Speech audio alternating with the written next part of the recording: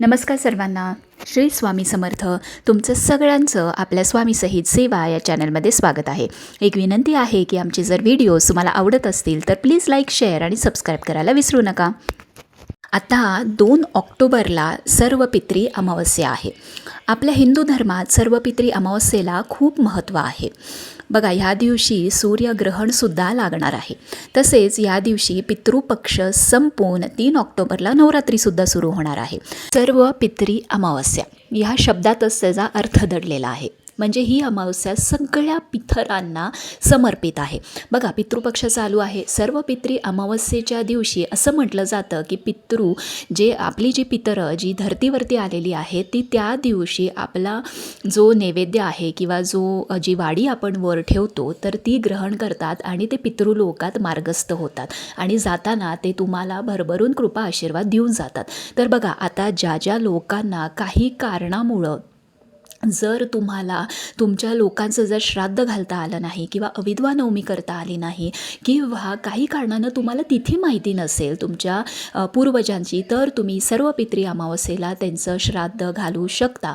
भरणी श्राद्ध चुकलं असेल, अविधवा नवमी चुकली असेल तर सर्व पित्री अमावस्येच्या दिवशी तुम्ही कुठल्याही सवाष्णाला बोलवून तुम्ही जसं अविधवा नवमीच्या दिवशी स्वयंपाक, ओटी सगळं ते तुम्ही सर्व पित्री अमावस्येच्या दिवशी करू शकता. तुम्ही या दिवशी तर्पण करू शकता.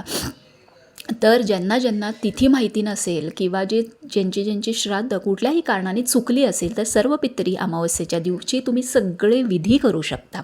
आता दुसरी गोष्ट, सर्व पित्री अमावस्येला तुम्हाला आता 3 उपाय करायचे. तर ते कुठले? तर पहिला उपाय म्हणजे दही भात. बघा, सर्व पित्री अमावस्येला तुम्ही आता तुमची पितरांची तिथी केली असेल, अविधवा नवमी केली असेल, सगळं आहे.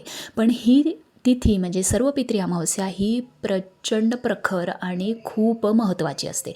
त्यामुळे तुम्हाला या दिवशी दही भात, थोडे काळे तीळ असं 12 वाजता नेऊन तुम्हाला तुमच्या टेरेसवर किंवा घराच्या बाहेर कुठेही ओपन स्पेस असेल तिथं तुम्हाला ठेवायचं आहे. त्याचबरोबर तांदळाची खीर ही पितरांना सगळ्यात जास्त प्रिय आहे. तांदळाची खीर, वडे जसं तुम्हाला जमेल तसं तुम्ही त्या दिवशी 12 वाजता मात्र वर नेऊन ठेवा. कारण या दिवशी असं म्हटलं जातं की पितरं ते ग्रहण करतात आणि पितृलोकाकडे मार्गस्थ होतात आणि जाताना आपल्याला भरभरून कृपा आशीर्वाद देऊन जातात. तर ह्या दिवशी 12 वाजता हे करायला विसरू नका. आता दुसरी गोष्ट म्हणजे त्या दिवशी संध्याकाळी तुम्हाला 2 कडे दीपदान करायचं आहे. म्हणजे काय? तर सिंपल गोष्ट आहे. 2 कडे तुम्हाला दिवे लावायचे. बघा, आता मी पूर्वीच्या व्हिडिओमध्ये तुम्हाला सांगितलेलंच आहे की पितरांची सेवा म्हणून आपण हा पूर्ण पितृपक्ष जो 15 दिवस होता तर आपण संध्याकाळी तेलाचा 2 वातींचा दिवा त्याच्यामध्ये थोडे काळे तीळ टाकून आपण उंबऱ्याच्या बाहेर दक्षिणेला तोंड करून आपण लावत होतो.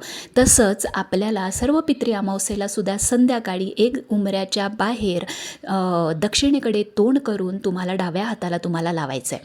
आणि दुसरा दिवा तुम्हाला त्याच दिवशी संध्याकाळी, जर तुमच्या घराजवळ पिंपळ वृक्ष असेल तर असं म्हटलं जातं की पिंपळ वृक्षात श्री भगवान विष्णू आणि पितरांचा वास असतो. त्यामुळे पिंपळ वृक्षाला जायचं, स्पर्श करायचं नाही. तुम्ही वाटलंच तर तिथं पाणी आणि काळे तीळ अर्पण करू शकता.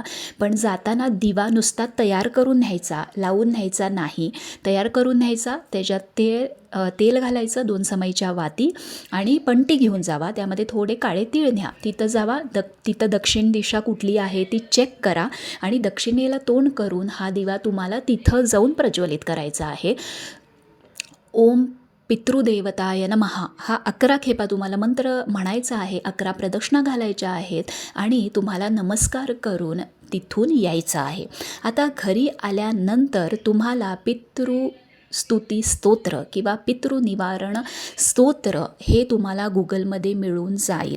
तुम्हाला हे येऊन घरी नक्की वाचायचं आहे विदाऊट फेल. तुम्हाला हे नित्यसेवेच्या पुस्तकांमध्ये मिळून जाईल किंवा तुम्ही गुगल करू शकता. अगदी सोपं आहे. कुठलंही स्तोत्र म्हटलं तरी चालेल. आणि ओम पितृदेवताय नमः 11 खेपा तुम्हाला मंत्र बोलायचा आहे. त्याच्यानंतर तुम्हाला तुमच्या उंबऱ्यावरती संध्याकाळी 7 नंतर तुम्ही हा उपाय 9 वाजेपर्यंत कधीही करू शकता. तुम्ही एका निरांजनमध्ये किंवा कुठल्याही तांबणामध्ये किंवा पंटीमध्ये तुम्हाला 5 कापराच्या वड्या घ्यायच्या आहेत. सिंपल कापूर असेल तरीही चालेल. नाहीतर तुम्ही आपला भीमसेनी कापूरसुद्धा घेऊ शकता. तो फक्त तुम्हाला त्या दिवशी उंबऱ्यावरती जाळायचा आहे. बघा, मी हा उपाय तुम्हाला दर अमावस्येला करायला सांगते, कारण काय असतं, ही तिथी खूप प्रखर असते. त्यामुळे बघा, जनरली लोक म्हणतात की कुठं प्रवास करू नका किंवा कोणाकडे जाऊ नका किंवा लांबचा प्रवास तुम्ही करू नका किंवा सांभाळून जावा, कारण ही तिथी तेवढी प्रखर असल्यामुळे नकारात्मकता भयानक पसरलेली असते. त्यामुळं तुम्हाला ती नकारात्मकता आपल्या घरी जेव्हा येते तेव्हा आपला उंबरा ओलांडूनच येते. त्यामुळे उंबऱ्यावर दर अमावस्येला, आता नाही की फक्त सर्व पित्री आहे, पण दर अमावस्येला 5 कापराच्या वड्या नक्की जाळा. 5 जमलं नाही तर 3 सुद्धा जाळू शकता. तर हे 3 महत्त्वाचे उपाय सर्व पित्री अमावस्येला करा आणि आणि आपल्या पितरांना ह्या दिवशी खुश करण्यासाठी हे 3 उपाय नक्की करा.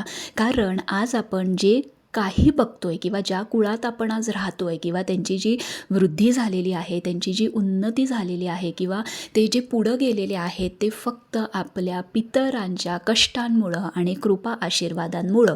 नाहीतर आज आपण हे बघितलं सुद्धा नसतं. त्याचबरोबर या दिवशी दानाला सुद्धा महत्त्व आहे. अन्नदान तुम्ही ह्या दिवशी कुठल्याही केंद्रात, मठात, कुठल्याही जवळपास मंदिरात जाऊन ब्राह्मणांना शिदा तुम्ही दान करू शकता. त्यावर थोडेसे काळे तीळ घाला आणि तो शिदा तुम्ही फक्त ब्राह्मणांनाच दान करा आणि गरजूंना दान करायचं असेल तर तो सेपरेट करा. ह्याचं पण या दिवशी खूप महत्त्व आहे. अन्नदान सगळ्यात श्रेष्ठ दान आहे. त्यामुळं या दिवशी थोडं का होईना, अर्धा किलो तांदूळ का होईना, तुम्ही या दिवशी दान करायला विसरू नका. काही प्रश्न असतील तर कमेंट बॉक्समध्ये नक्की विचारा.